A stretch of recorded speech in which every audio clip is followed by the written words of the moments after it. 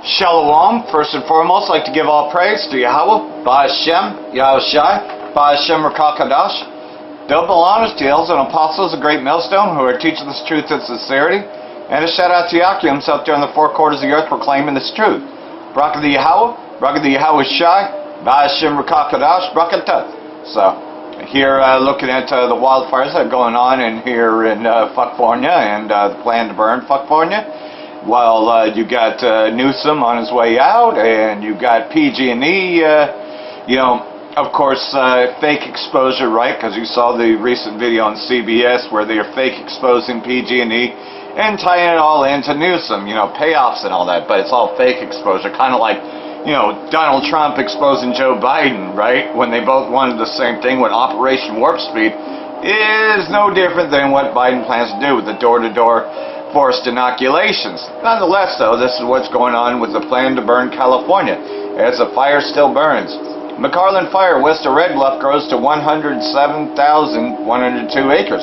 Power expected to be restored by 10 a.m. Well, isn't that nice that they cut the power during that time?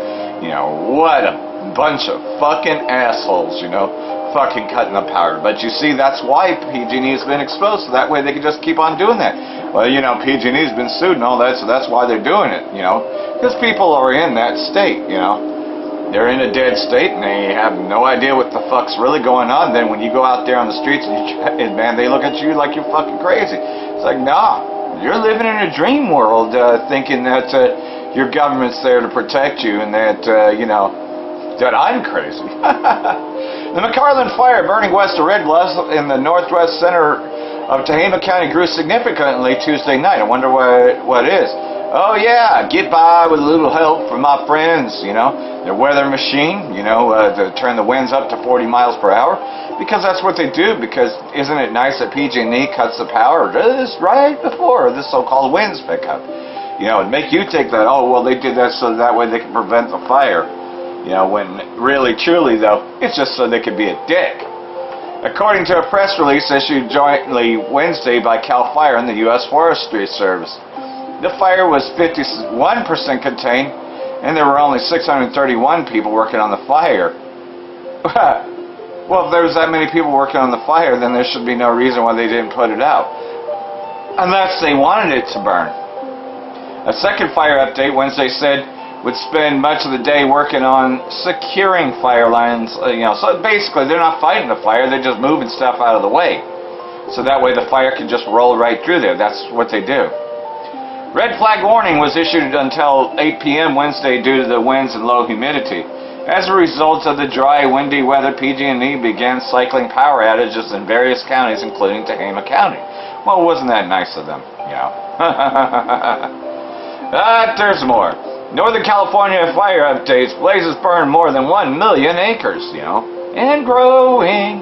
Because, of course, man, this is what they wanted all along. The plan to burn California. So we'll just see if we can view this.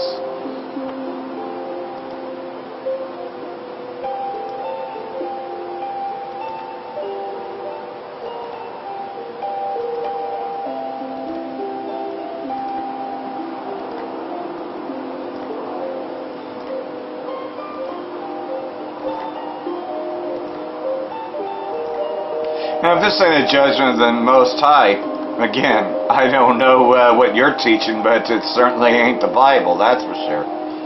Yeah, you're probably just teaching another version of plantation Christianity. That's all I got to say about that.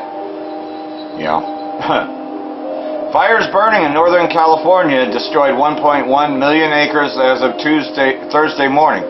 That total includes the massive Dixie Fire, which has burned more than 1,000 square miles in Plumas, Lassen, Butte, Tehama, and Shasta counties. Fire conditions are extreme throughout the Sacramento Valley and surrounding foothills this week. Super dry conditions, triple-digit temperatures, and wind gusts up to 35 fan flames. See? Fanning, because that's what they do, is they fan the flames, because they want it to burn. You wouldn't, if you have that many firefighters there, and you're not putting out the fires because you wanted to fan the flames. And that's what they're doing there. A day to catch our breath. Crews embrace smoke impact on Dixie Fire. Fire crews in the Dixie Fire are looking forward to a reduced risk for thunderstorms and beneficial weather conditions. Tuesday, meteorologists on the fire expecting relatively calm conditions on the fire as smoke prevents oxygen from feeding the fire. Crews are working on reinforcing containment lines and continuing mop-up on several branches of the fire. Firefighters are also working to contain fires sparked by lightning. See, they'll always say dry lightning strikes. Surprised they're not saying that it was a flat tire. The fire has burned 604,511 acres and remains 31% contained. It's been 31% for quite a while. Car fire was at least in the 70% contained by the third week. This is what, week 7, week 8 maybe? Ratings. Chinese virus surge is impacting hospitals, some canceling. Oh no. You know what? I was just over at one of them clinics, and doesn't look like it's filled up. Like they say, yeah, sure, they check your temperature and all that to make sure that you aren't running a fever, but it ain't packed like they're saying. So you can tell bullshit news, but still people flock to this bullshit. An increase in COVID-19 hospitalizations is starting to impact the way people are running inside. Now this includes postponing or completely canceling certain procedures. Both Shasta Regional and Mercy Medical Center tell me they've seen COVID cases skyrocket within the last 3 to 4 weeks. Fake tests. They're also seeing younger people getting sick and more people on ventilators. As of Wednesday morning, I told you about the money, didn't I? Hospitalized with COVID. What is it? $30,000 for everybody you put on a ventilator. Because of this increase, both hospitals have chosen to cancel non-life-threatening procedures to keep hospital beds open. Robert. Same bullshit. You know, that's what they said last year. You know, you can believe it. The only thing that's real, though, is that those that have been injected with the virus most likely have SARS-CoV-2. Suspect taken into custody after claiming to have bombed near Capitol. So this is another false flag event, right? You know, kind of like the so-called storming of the White House. A suspect has been taken into custody by law enforcement hours after police said he parked a pickup truck near the Capitol and claimed to have a bomb sparking evacuations. Totally false flag there. And this is going on with the drought hoax. State imposes water restriction as drought worsens. And fuck Newsom also did one over here too. I don't have that article yet, but this is in Minnesota. The drought in Minnesota continues to get worse, exposing rocks, riverbeds, and islands. Yeah, that's because they're not drying up. You're just giving them to the underground facilities. You're giving them to the underground bunkers because you know that World War III is next. Drying up entire channels in the mighty Mississippi. The Minnesota Department of Natural Resources has imposed water restrictions for much of the state. Utilities to limit water use no more than 25% above January levels. So, yeah, they're on even worse restrictions. I'll eventually find out what California is. But nonetheless, though, the water police are going to regulate you while they continue to steal your resources and give them to them underground places. Booming Colorado town asks, where will the water come from, you know, because these people are being hoodwinked into thinking that there's a drought. Well, when you see water reds and water rivers dried up, yeah, you're thinking, okay, where's it going to? Underground bases! But that's crazy, right? Go west, young man, Horace Greeley famously urged. Yeah, go west. The problems for northern Colorado towns that bear the 19th century newspaper editor name. Too many people have heeded his advice by the tens of thousands of newcomers have streaming into Greenlee, so much so that the city and surrounding Weld County grew more than 30% from 2010 to 2020, according to the U.S. Census Bureau. Yeah, last year was a census year, so basically, you know, more on the drought hoax, you know. Well, I don't have time to read the whole thing. And nonetheless, though, you know, they are just cooking that up, just like they're cooking this up. Landmark study proves Chinese vaccines are much more effective than advertised. Are they? Really? Well, I don't understand this. I mean, why is it that people that have received it are the ones that are spreading it? But I'm supposed to believe the flip flip side of it, right? The largest study yet to examine the efficiency of Chinese virus vaccines, you know, in the wild have just been published by the University of Oxford, UK Office for National Statistics. You know what you could do with your statistics. You could take them and stuff them up your ass. We're seeing the real world data on how two Vanessas are working, right? Rather than clinical trial data. And that the jabs all show the Delta variant has blunted the effectiveness. Oh, man. Man.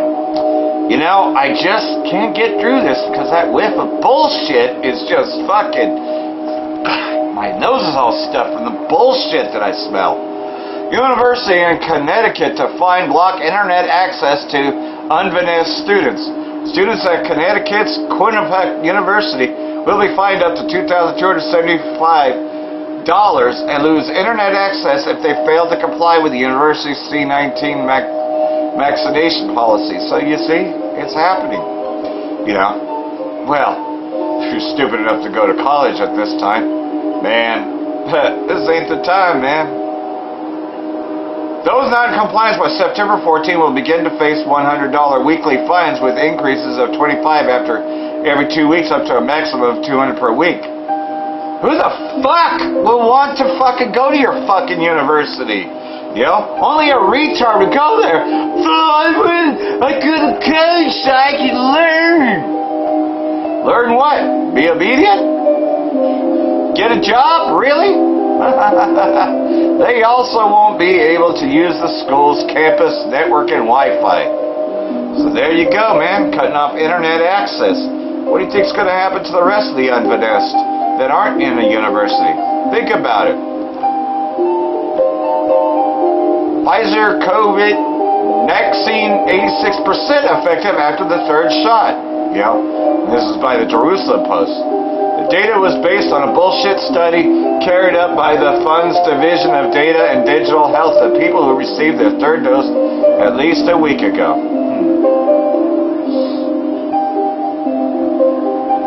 Yeah, like I'm going to believe Amalek. Gulf Coast's beloved redneck Riviera now a virus hotspot. Oh boy. Yep, now they're doing their contact tracing and shit. And, well, this is a hotspot for the Chinese virus, right?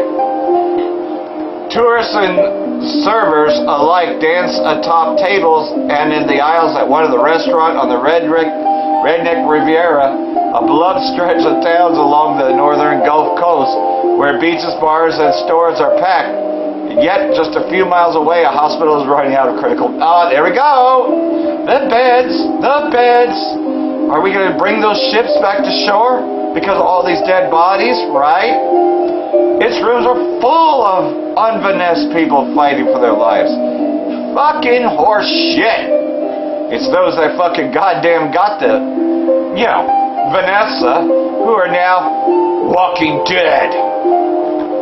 You're just dead men walking. New York City diner owner files lawsuit, refuses to comply with the dickheads' vaccine passports.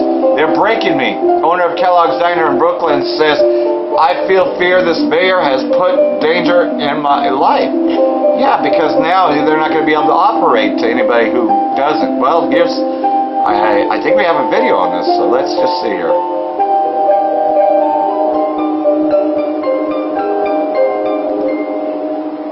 Probably won't play.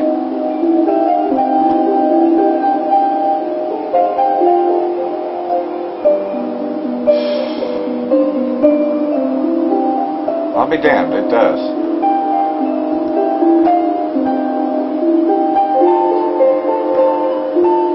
Ridiculous vaccine mandate. Our next guest sued de Blasio over the indoor dining ban back in December and is taking action again. I read back mainly because he sleeps till about 11. All right, New York City restaurant owners are fighting back big time against Mayor de Blasio's ridiculous vaccine mandate. Our next guest sued de Blasio over the indoor dining ban back in December and is taking action again. Irene Sidrakis is the owner of the famous Kellogg's Diner in Brooklyn. She joins us now. Irene, now they want you to show a vaccine card, and if you got caught with someone eating at your restaurant without a vaccine card, $1,000. 2 times $2,000. How do you feel about that? I feel that my liberties have been taken away from me. My civil liberties Oh, you think? have been taken away from me. I feel like I don't have the right to... 1984! I feel fear that this mayor has just put danger in my life. He's creating division, and he's going to create violence. This is not going to be good. So you told me, people are angry. Right? You told me that you saw it in people's eyes. They don't want to be asked about their health, their vaccine status, and you have to be on the front lines. What's the reaction you're getting from the people in Brooklyn? So the stare at the door is putting fear in me. I feel it, and one person actually said to me, "You better not refuse service to me," and it shook me.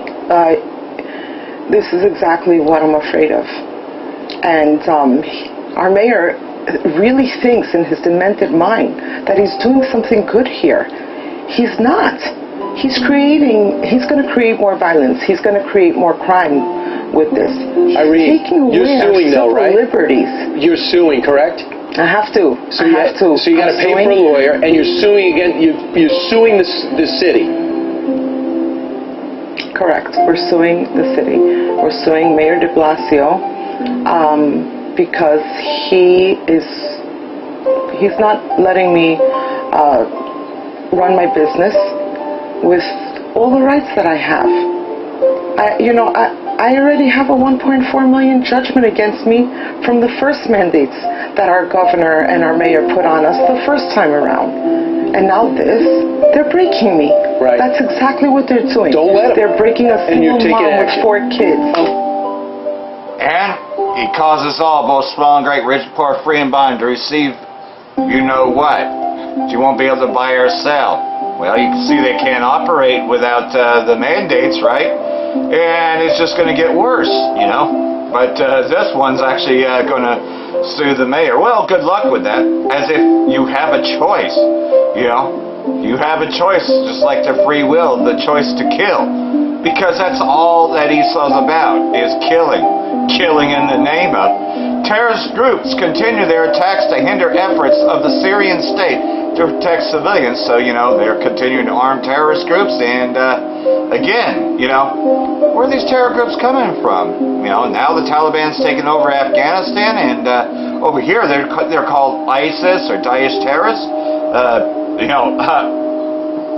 Takfiri terrorists, Al-Nusra Front. But these are supposed to be the good guys that Barack Hussein Obama said are the Syrian rebels, right? Remnants of terrorist groups with orders of their operations and supporters in the West continue acts of inflaming the situation in Daraa in order to impede the efforts of the Syrian state to protect civilians and establish security and stability all over the province through a comprehensive settlement that preserves the civilians' lives and ends the abnormal situation resulting from the crimes and attacks of the terrorist groups in Daraa, Al-Bad, and some villages in the countryside. So pretty much, though, and they have, the Chinese virus lockdowns there too. They haven't gone into full lockdown in a while, but they impose it just as much. So